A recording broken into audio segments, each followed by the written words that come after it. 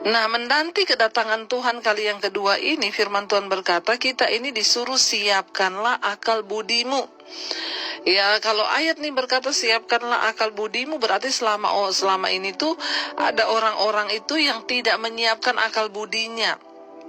Tidak menyiapkan ya cara berpikir yang baiknya, saudara. Sehingga mereka itu, ya saudara, ya saya tuh kadang bingung melihat orang-orang yang udah tahu itu dosa.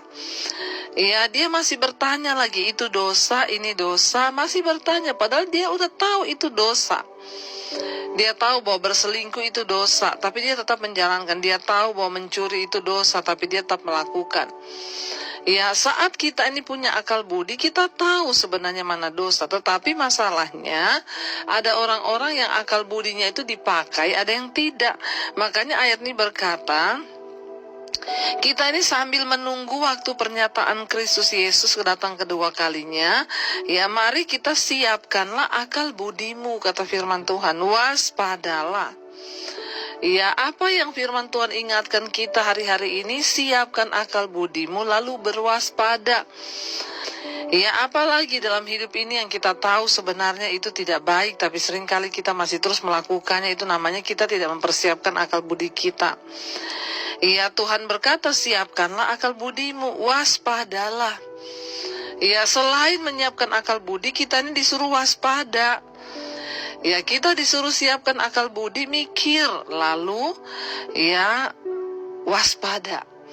Berjaga-jaga agar kita tidak jatuh dalam dosa, kita tidak jatuh di dalam sesuatu yang tidak berkenan. Ya, kita mesti waspada, saudara, berjaga-jaga.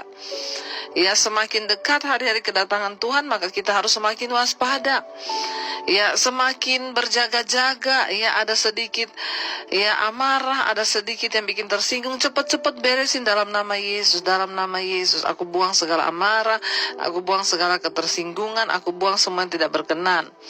Ya, kita harus cepat-cepat berkata begitu, saudara, ya, supaya kita ini bisa berkenan pada Tuhan. Selain siapkan akal budimu, waspadalah.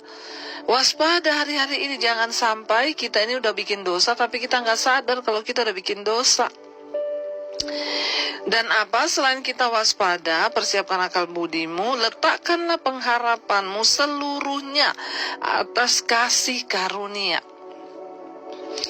Letakkan semua pengharapanmu seluruhnya kepada kasih karunia Kristus.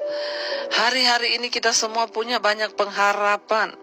Ya, kita semua punya banyak kerinduan. Kita punya banyak hasrat dalam hati kita. Tetapi hari-hari ini firman Tuhan bilang, letakkanlah pengharapanmu seluruhnya di atas kasih karunia. Ya, pengharapan itu adalah sesuatu yang kita inginkan terjadi. Ya, kita disuruh menaruh itu ya kepada kasih karunia saja. Hari-hari ini jangan terlalu hidup banyak tuntutan sama Tuhan.